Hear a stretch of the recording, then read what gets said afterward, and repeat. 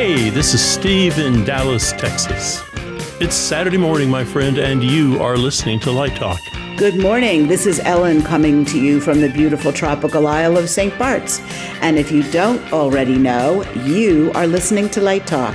And we are the Lumen Brothers and sister. We have a very special guest today on episode 359 of Light Talk. And I'd like to introduce him, Michael Chybowski.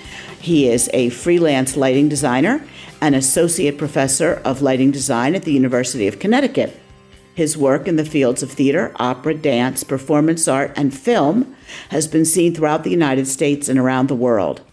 Long-term collaborations include work with the artist Lauri, choreographer Mark Morris, and many theaters on Broadway, off-Broadway, and regionally within the United States, Europe, and Asia. He has a new book coming out this month, What is Lighting Design? A Genealogy of People and Ideas. Published by Focal Press, the book is designed as a main course text for History of Lighting Design University courses and a supplementary text for an introduction to lighting design, stagecraft, and scenography courses. It will also be of interest to directors, choreographers, and working lighting designers who wish to explore the history and meaning of their craft. Michael has received an American Theater Wing Design Award, an Obie Award for Sustained Excellence, 2 Lucille Lortel Awards for his work in New York, and a Drama Desk nomination for his work on the original production of Wit, the Pulitzer Prize-winning play at the Union Square Theater in New York, and he also designed the subsequent U.S. National Tour and its London West End productions. Michael, welcome to Light Talk. Thanks very much. It's nice of you guys to have me.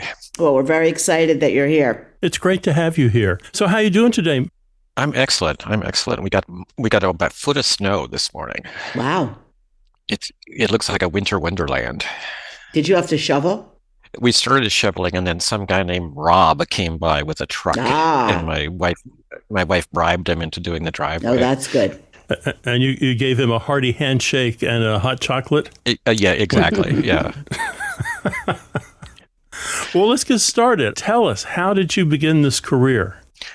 It was completely an accident. When I was in high school, some friends of mine worked on the musicals, and I lived too far away to be able to be there at night. But I was sitting around, I was walking, it was in the theater one afternoon and nobody else was there. And I saw this little ladder on stage left going up to this door. And I thought, and it was like, what is that? So I climbed up the ladder and went through the door, and inside was this huge electrical control panel. It was obviously like auto transformers or something like that, but I had never known anything like that existed before. And it was really exciting to look at. And then when I got to college, I thought I wanted to be a mathematician, so I was a math major. So the first day of classes, I signed up for all my math classes, and then I went to find a campus map and looked, found where the theater was and walked over there and walked in, and there were some people working there. And I just said, I want to learn about lighting. And they said, okay. And that's kind of how it started. I think it took about 1.5 years, and then I got my own show, and I thought, I can do this, because I was doing like the lighting, the scenery, the props, the whole thing. And I quickly found out that I didn't know nearly as much as I thought I did. So I had to sort of dig myself out. And when it was all over, I thought, if I can have this good a time having this terrible a time, then there's really got to be something in this.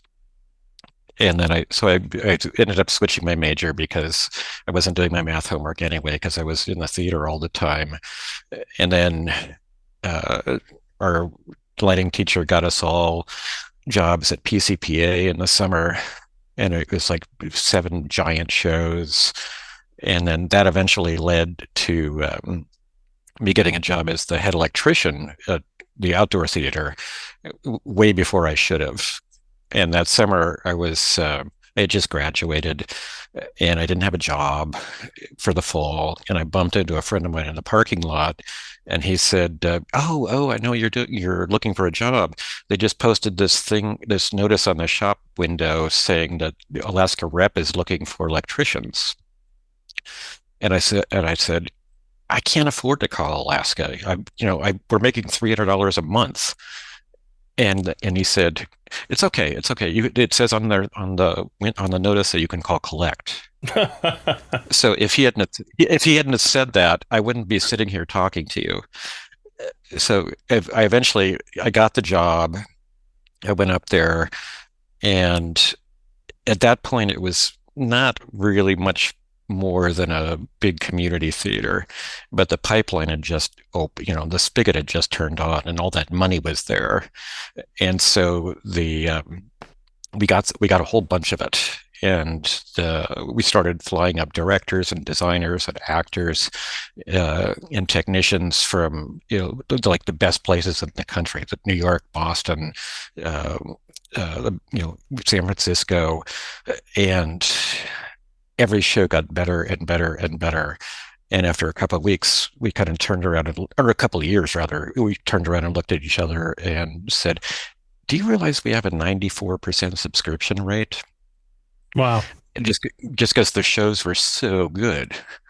And I think that the last show we did there, I spent 5 years there, they just brought up the entire Broadway production of Ain't Misbehavin' with the original cast and the original designers Wow. and did that. And that also got me a job at, I was the first head electrician at La Jolla Playhouse for the first 2 years, because the PSM in Alaska went down as the production manager. And I think another accidental thing was that Pat Collins came up to do two shows, one of which was Ain't Misbehavin', and I was about 23 or 24, and I didn't know what to do next, because I knew by that time I had to go to New York, because that's where all the good people were.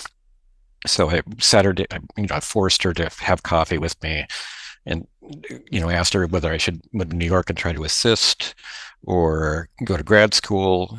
And the first thing she said to me after I explained all this was, why do you want to do this? Do you have any idea how hard this is? Hmm. And I remember thinking, oh, it's not going to be that way for me. But I eventually, I knew so many people by that point that I eventually got into Yale without even having an interview. It was just all recommendations. And I think that maybe another accident is when I graduated. It was the one year that Jennifer couldn't have the two recent graduates assist her for a year, because she normally does that to help them with the transition. And I knew Richard Nelson from La Jolla, and I just called him up and said, can I talk to you? And he said, "Oh yeah, come on down." So I came down and walked into the tech theater where he was teching something, and he just turned around from the tech table, or turned around at the tech table and looked at me and said, "Do you want to be the lead assistant on Into the Woods?" I hadn't even sat down, and I just said, "Yeah, uh-huh." And things like that keep happening. So that's sort of the short journey. I kind of tell people I came through the polar route from Southern California to Alaska to the East Coast. Where did you go to college? UC San Diego. Oh, so UC San Diego to Alaska, back to La Jolla to New York. Uh-huh. Cool. Was Des McAnuff at La Jolla when you were there? Yeah. Exciting times. Yeah, that was wild. Yeah. It's like whoa, straight, like fasten your seatbelt. Right. Well, how did you get involved with artists like Laurie Anderson and choreographers like Mark Morris? Both through people I was assisting. I wandered into Richard's office a couple of years after I'd been out of school, and I mean, I was in his office because I didn't have any work, and of course I was like, wandering, making the rounds, trying to find something so I could pay the rent. And he just again swiveled around in his chair and said, "Do you want to go on the bus?"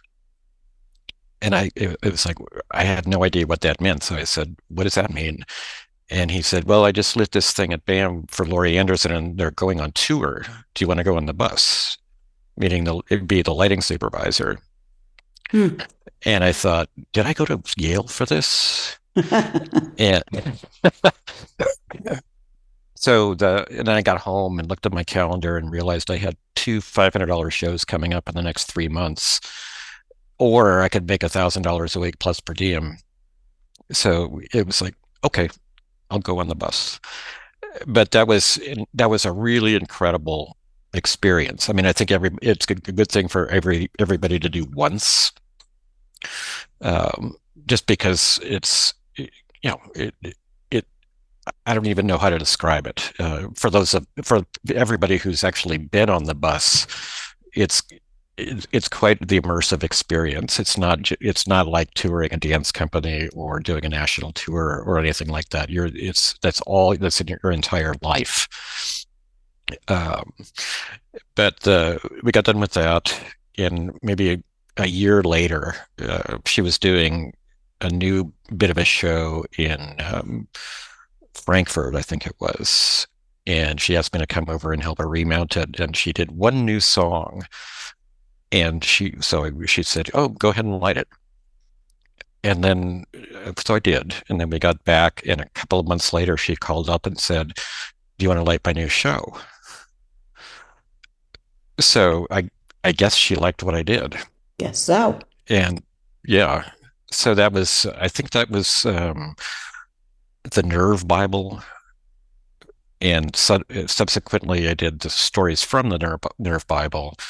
And then after that, I did songs and stories from Moby Dick, which took about 3 years. Mm. And Mark Morris was very similar. I had been also assisting Jim Ingalls in the late 80s. And I think primarily I started helping him remount Peter Sellers operas in Europe. And then and he also did the first two major shows that Mark did after he took up residency at the Monet in Brussels.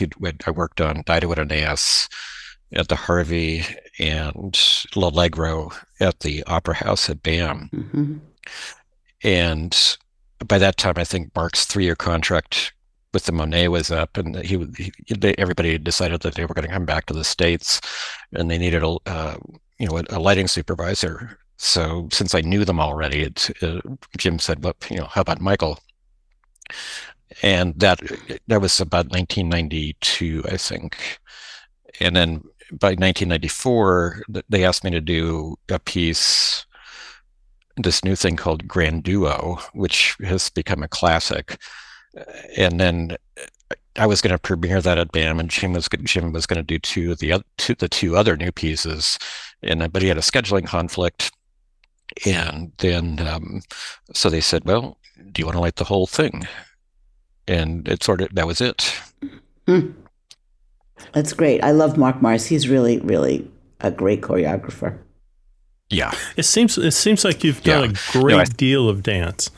Is that something you really feel passionate about? I just love it. I mean, specifically with Mark, there are no two dances that are the same. He's got the most eclectic taste in music of anybody I've ever met. He knows more about it, and he knows more of it than anybody. I mean, a lot of people go, "Where the hell did you find that?" But every single one is different. I mean, I think I've done somewhere between 50 and 60 of his pieces between his own company and various ballet companies, and there isn't a single one that's the same. And so it's always a big stretch to try to figure out, okay, what needs to happen with this one? It's an endlessly fascinating thing. Not only does he get an incredible repertoire of music, but his sense of musicality within the score is really quite extensive. Yeah, and it's not what do you call it? You're not visualizing the notes. Right. You're visualizing the essence of the music. Right. I think is the best way to phrase it. It's like living music. How do you find your way into his pieces? Well, with Mark specifically, and I think this is a good starting place for a lot of things. I mean, Mark or Nancy, his manager, will say, you want to do the piece, and you say yes, and then they say, here's the music. And Mark will listen to the music for at least a year before he decides that, he thinks he can do something with it. So when you get the music from the company, it's like it's your job to understand it as well as you can, so that when you actually go in and talk to Mark about it, you're sort of operating as close to his wavelengths as you possibly can. And it's like you need to understand the structure of it, the contrasts in it, the emotional tone of it, just like everything, in order to be able to have even an intelligent conversation. Do you read music or play an instrument? I play air drums. No, I can sort of follow a score, but no, I can't read music. So he takes a year or so to explore the music. When you come in, how long is your process with him? It depends on everything else that's going on. I mean, ideally, you come in about 3 months before the premiere, probably, and just go to as many rehearsals as you possibly can. And a lot of it, like the initial rehearsals, you don't take notes. I just watch what's going on and watch him make choices about what to do or what not to do, or whatever he throws out or keeps. And eventually you start to get familiar with the structure of it and start to think about, well, okay, what could I do with this? Or the different movement styles. I'd like to think about kind of what spatial qualities would generate movement of this sort. Like what kind of universe compels this kind of movement? Is that the mathematician in you? Yeah, I think so. I mean, the first one I did, the grand duo that I was talking about before, the music is incredibly primal and a little bit violent, and the dancers moved as if they were a primitive tribe of some sort, and they also made gestures that made it seem like they were kind of touching light and sampling it, and it was a living thing that they were aware of, that they moved through.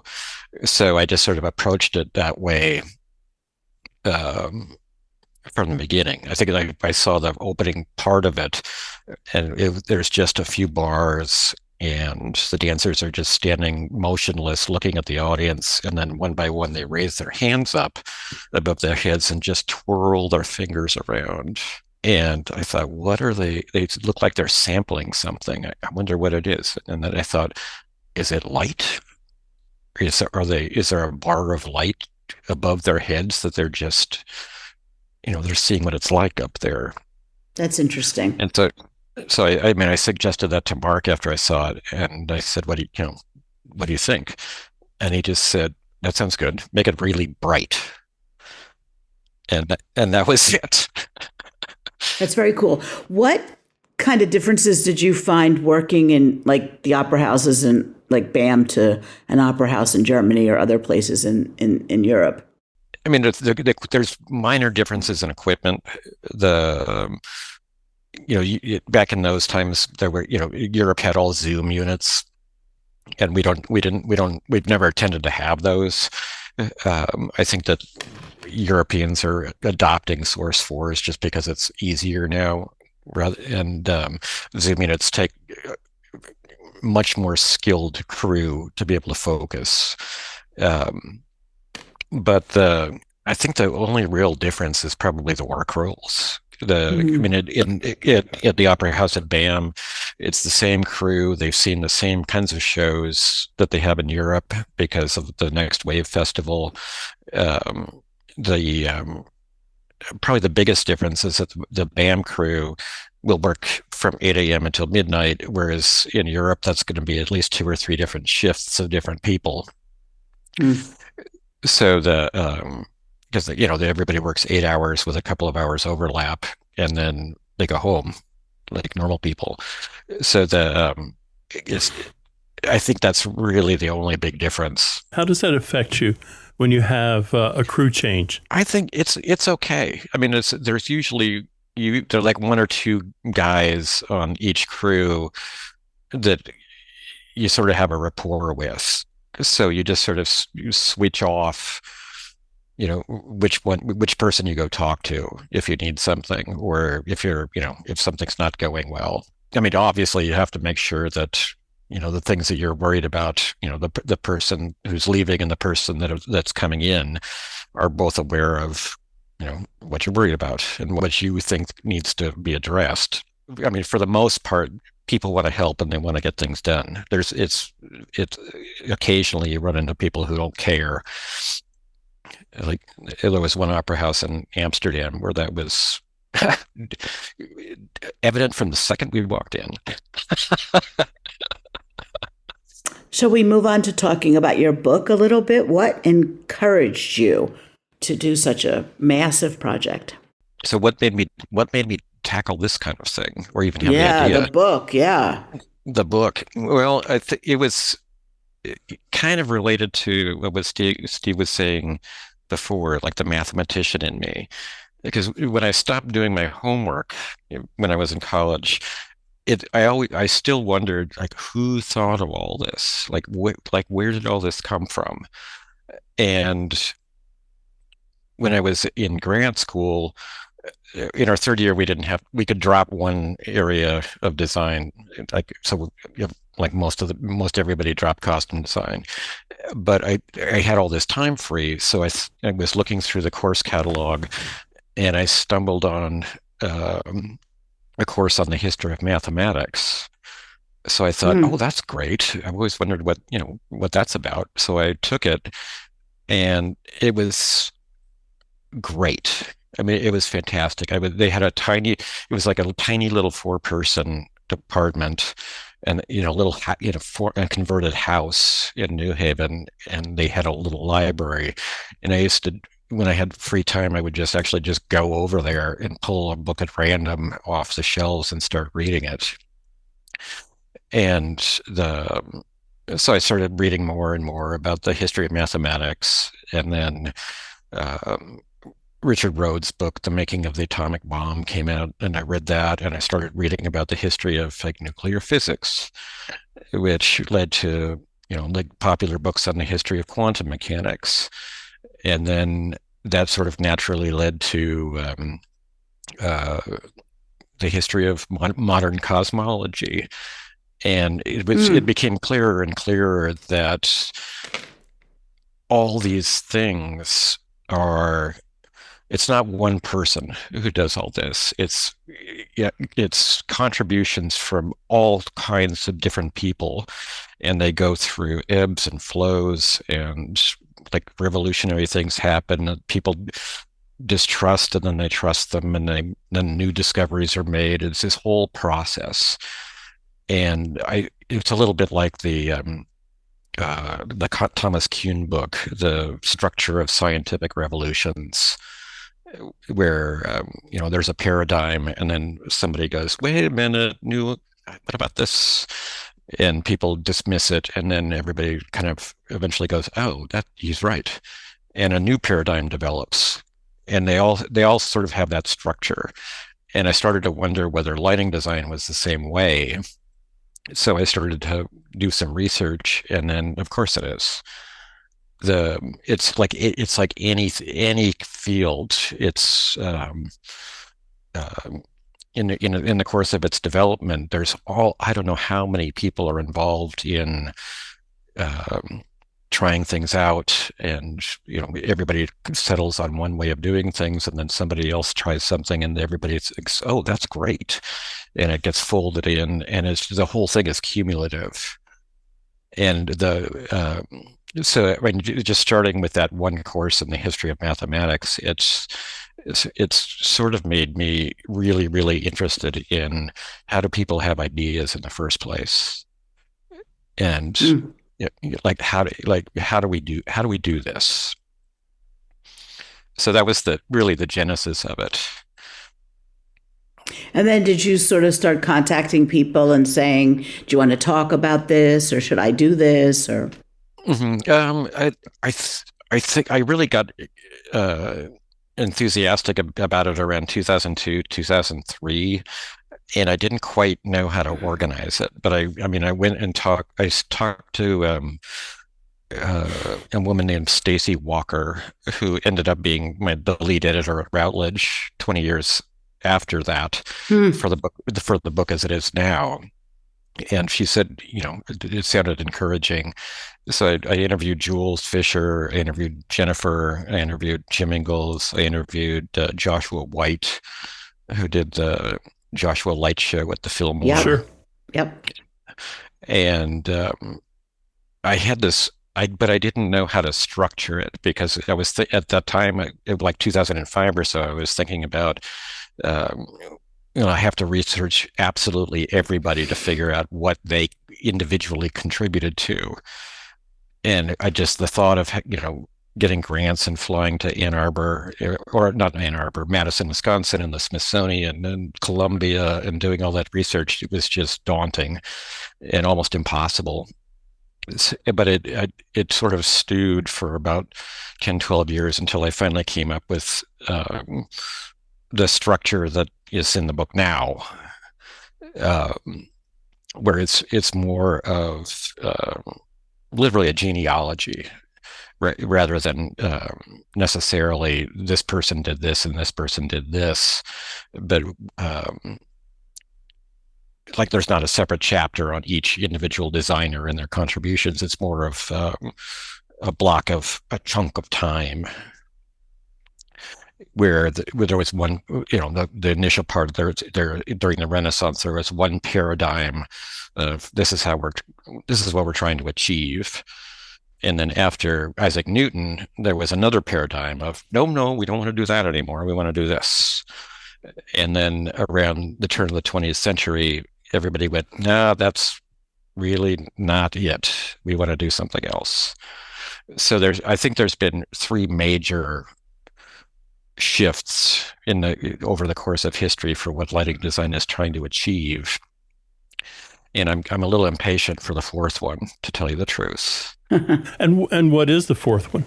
In order to answer that, I think I have to rewind a little bit and talk about what the two before that was. Okay. Like in the Renaissance, I guess if I was trying to sum it up, it was generated by the culture of its time. I mean, the Renaissance culture was all about rediscovery, a freedom from the control of the church, joy. All those things together were like very expansive and exciting. And I think that, and the festivals that they put on, where they were first trying to use light to enhance them, because single point perspective was a new discovery for them. It was like television was for us.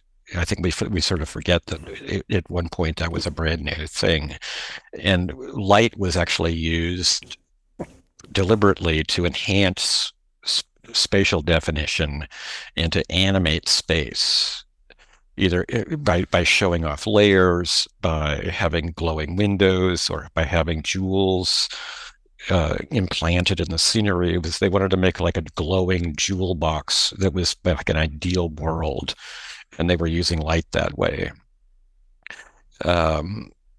eventually that sort of got systematized and a little bit boring because the scenery took over, because they were also kind of enamored with giant changes, so that the light got pushed off to the side and had to be symmetrical to light things no matter where they were.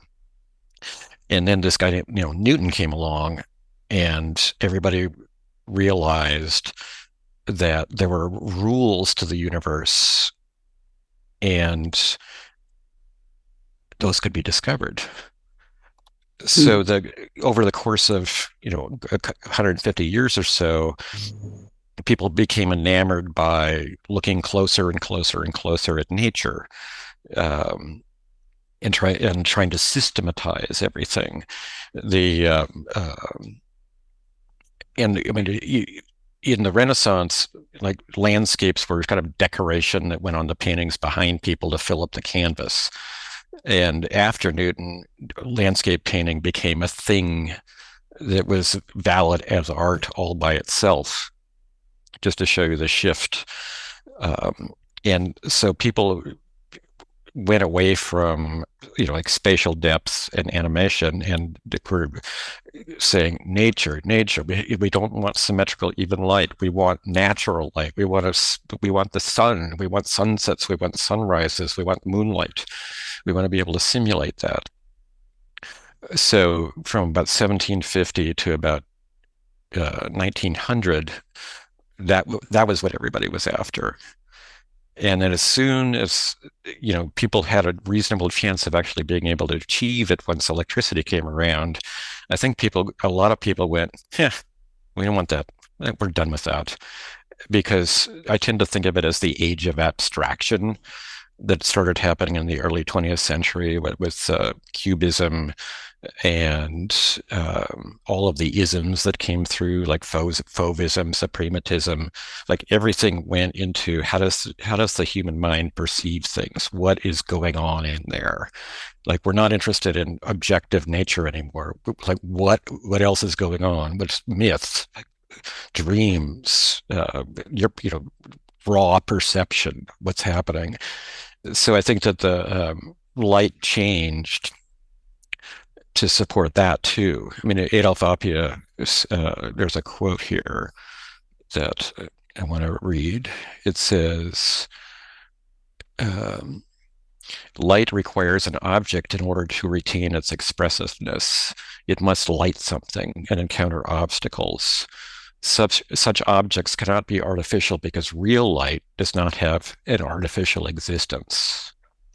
The realism of lighting, therefore, is not the same as the realism of forms arranged in space, since these are set up in imitation of a particular phenomenon. Light is based on the existence of an idea. Mm-hmm. And I think that quote kind of really sums up what lighting design has been like from the very beginning. It's not about nature anymore, although, I mean, some people would argue that that's, realism and this kind of thinking have been kind of at war with each other since this kind of thinking first developed. But I think now that there are just two poles of what's possible. It's like a sliding scale between simulating nature and kind of representing the imagination, I guess is one way to phrase it. So are you talking about art and technology in the book? Yeah, because they're interrelated. I think that in the early 20th century, I think the art or the wishes of how to use light were sort of the drivers of technology. And I think that may have run its course. I mean, I think already around 1950, Joel Rubin was wondering, okay, what's going to happen? I think we're pushing up against the limits of what's possible technologically, but the ethos or the guiding theory of what we're doing is kind of mature. So where do we go? Well, yeah, but technology has changed so much since then with the LED and wireless DMX, and it always seems that how does the art change when all those new technological advances happen? Yes. Yeah. I think you can, I don't know. I think at this point, we're at the point where we can get finer and finer and finer control Right. But I'm not sure we're actually doing anything new. Right. That's what I mean about I was earlier when I was sort of like, I'm a little impatient for another radical shift in like cultural viewpoint that's going to stimulate new ideas. And I don't know if video is really it. I think that there's something else that's going to have to come from the larger culture where the like the entire planet views things in a new way somehow. If this makes any sense at all. I mean, this sounds like that statement sounds a little crazy, but it's going to have to be one of those paradigm shifting things in the culture, I think, that drives a new way of wanting to look at things. Well, we could go back to candlelight when there's so many people on the planet we can't provide enough electricity for them. Steve has read the book. Any insights you'd like to share? No, it was just an interesting book to see all this kind of connective tissue between all of these designers and each contribution they've made. And you look at it and, I don't know, Tharon Musser comes up with an idea and you think, well, that's a simple, straightforward idea. Well, no one had thought of it until Tharon thought of it. And the influence of all these designers, not just on the commercial world, but on the academic world, the people, the generations they have trained to take lighting to this whole new level. I was fascinated by that because there were many things I didn't know. And so I thought this is a good book at this time before we start losing all this information. Tharon passed away not that long ago, but way too early. But no, she was a powerhouse, and I mean, I think that she was like the first person who kind of encompassed all of it, just because she could do just about anything. I mean, and I was never lucky enough to know Jean Rosenthal, but probably the biggest thing that she was able to do was make it, pull it towards being actually a legitimate profession and give it, because it didn't have any. When it started, it was just a bunch of people yelling at each other, like, put it here.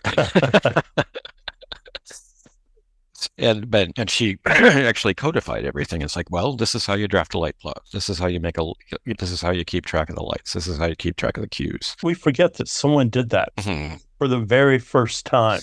We don't even consider that. It's such a commonplace thing. It's been around forever. Well, no, it hasn't.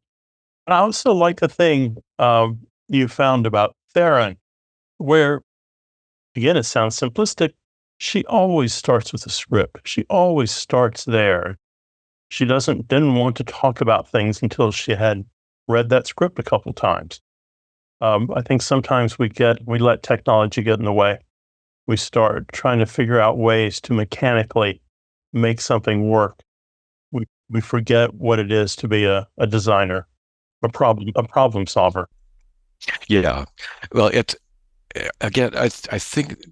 Do you remember the section about Belasco's electrician, Louis Hartman?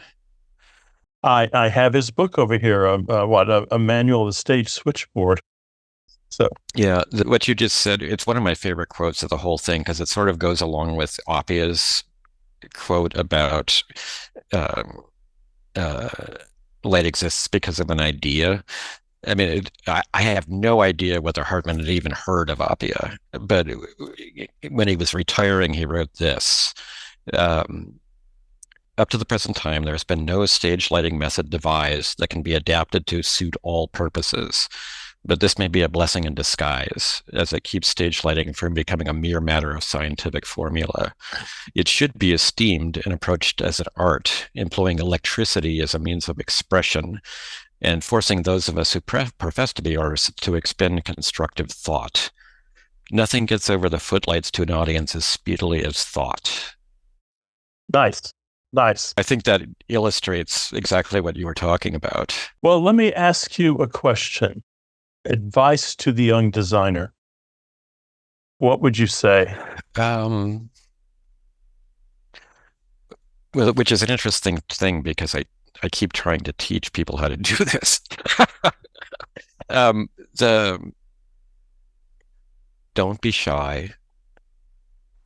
I mean, one of the biggest things that I have to keep reminding people is when you're approaching something, it's not about what should I do necessarily, because that might come later.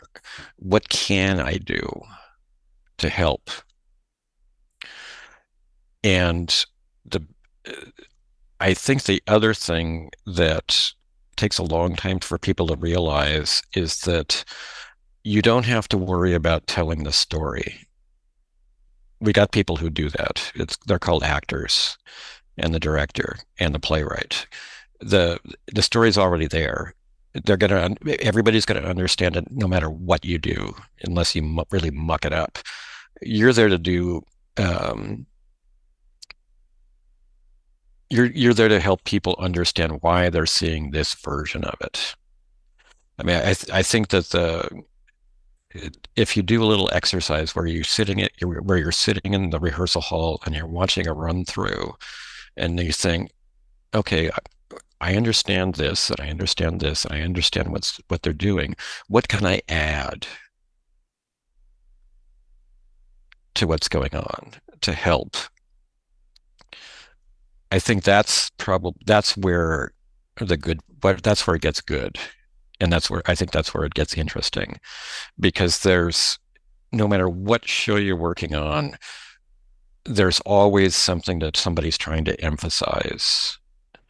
Like, there's no two productions of Hamlet that I've ever lit that are the same. There's like, everybody's good, like, no, I want to focus on this, or I want to focus on this.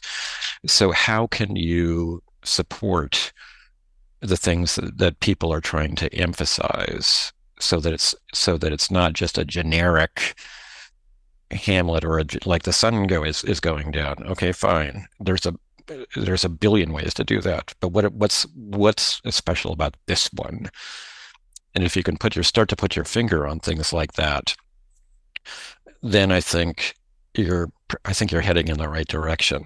Interesting. Don't be shy. I think your first comment is really great. It sounds like that's how you got your start, just going for it.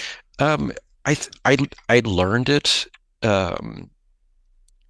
really early, and I think it was a lot of my teachers at UC San Diego. I mean, I would think I was really lucky. One of my favorite things that ever happened to me was the last show I lit when I was in college was an outdoor production of the Oresteia, and one of the faculty did the set and the clothes. It was Bob Israel, who was a giant opera designer that did a lot of the early Philip Glass operas, like the original productions.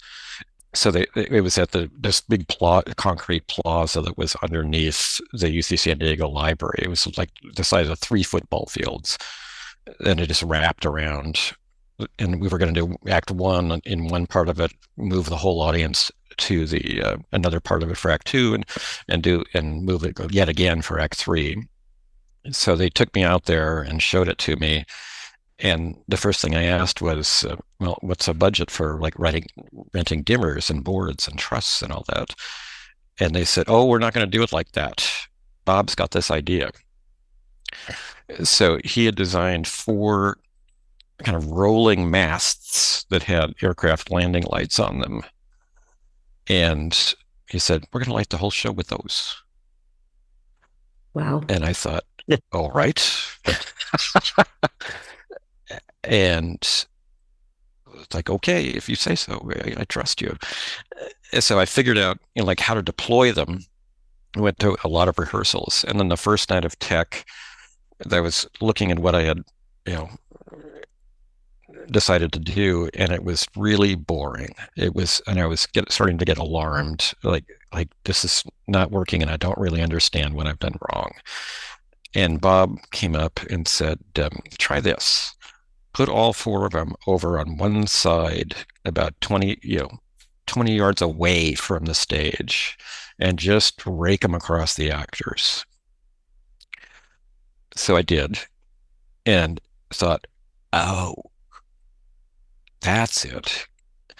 because all what he was showing me was just the power, like the raw power of angle. It was like having 4 giant head highs coming from 50 yards away and just raking across the actors. And it's like, okay, there we go. And so I threw out all my notes, and I, over the next few nights, I redid everything kind of along those lines, and it turned out great. And I think that that experience doing that tech really made an impression on me. You just don't be shy. Try the biggest thing you can think of. Is it's not bad. Good advice. Well, it's that idea of Martha Graham, who always argued for a key light, but that key light was from God, and it had to be at a diagonal from behind. And so here, we've lost that, not everyone, but we've lost that ability to make a gesture. We're so worried about systems and perfect visibility, and everything is balanced. Right. Yeah, it's no, I still think, I mean, part of what I say many times over, for different students is like when I'm there watching them tech is, what shape should the cue have? Mm-hmm. And why? I mean, if a cue doesn't have an architecture or a shape, then it's kind of formless, and you don't know where to look or why you're looking at something. Or as the New York Times says, a perfectly adequate design. Right. Yeah. Or I mean, it goes back to the it goes back to the discussion we were having about dance. Like, if a scene is blocked down left, it just didn't just happen that way. Like, somebody made a choice about why that's important. So what shape can you pick that will make the fact that they are down left have significance? Things like that, like maybe like the diagonal from upright that cuts through everything and just went, pins them down left, might be kind of fabulous. Fascinating. I just love the scope of everything you've done. And then the fact that you just decided to sort of wrap it all up with a bow and give it on to the next generation in the book. Well, I've been a lucky guy to have done all this. My whole career is every time I turn around, there's some other accident or somebody like writing me out of the blue saying, "You want to try something?" And it's really kind of fantastic to have been able to do all the kinds of things that I've done. And I'm curious, and I think it's a fascinating thing to look at how we got here. And because I think, for me at least, it taught me more about what it is that I'm actually doing, and trying to, sharing that is, I don't know, it seemed important. I love the PDF you sent with the family tree. There must be 1,000 names on there. How did you pull all that together? It took almost 3 years. I mean, Wow. I had the idea way back at the beginning, and that's one of the things that I asked Jennifer about when I interviewed her back in 2005, and she wrote down, the first generation obviously was 3 people, and she wrote down generation 2 and a couple of people from generation 3. And then I just kept a pile of, I would, every time I would learn something new, I would put it in the pile for the genealogy chart, and eventually made the first draft was by hand. And then I sent it around to a bunch of friends of mine and got some feedback or new names that I didn't know or had forgotten. And then one of my students volunteered to put it into Photoshop. And so when it was about half the size it is now, that was, I think, version 2.0, that went out, and I just kept getting more and more feedback from people and just kept meeting more people through it. And I think we're in version like 5.8 or something like that now. So do you want to quickly tell people how to get the book? Sure. It's available on the Routledge website. I saw it there this morning. It's available at the Drama Bookshop. It's on their website. I think it's available at Barnes & Noble. It's for sure available on Amazon. The paperback is obviously less expensive, and you can also buy it, I believe, chapter by chapter on the Routledge website. And the genealogy chart is an appendix, which is way too unwieldy to be able to, get into print in a format that small. So that's available as a download. I'm doing a book signing for the new book on Tuesday, February 20th at 7:30 at the Drama Bookshop in Manhattan. You can make reservations on the Drama Bookshop website as well if you're interested. It'd be great to see you. Well, Michael, thank you so much. Thank you for taking the time today to talk with us. It was great. I mean, this is a lot of fun. Thank you. Thanks for having me. Well, Ellen, do you hear that music in the background? I do. I hear the rocking sound of the Luminoids. That tells us once again you've spent another morning listening to Light Talk. You can hear our show on just about every podcast site out there. Check our website at lighttalk.org and be sure to follow us on Facebook and subscribe to our podcast. That way you will not miss a second of Light Talk insanity. No guarantee is offered regarding the accuracy of any statements or opinions made on this podcast. However, if you do decide to litigate, the Snoop Group with the legal team of Sparks, Burnout, and Chase will defend us until our retirement funds are depleted. Light Talk is written and produced by the Lumen Brothers. And sister, Coming to you from St. Bart's, the Republic of Texas, and Coventry. And be sure to join us next week when we talk about more lighting shenanigans and serve you more of our casserole of nonsense. Light Talk, broadcasting questionable Lumen knowledge and humor around the world. We will see you all next Saturday morning. Bye-bye from Light Talk. Toodles.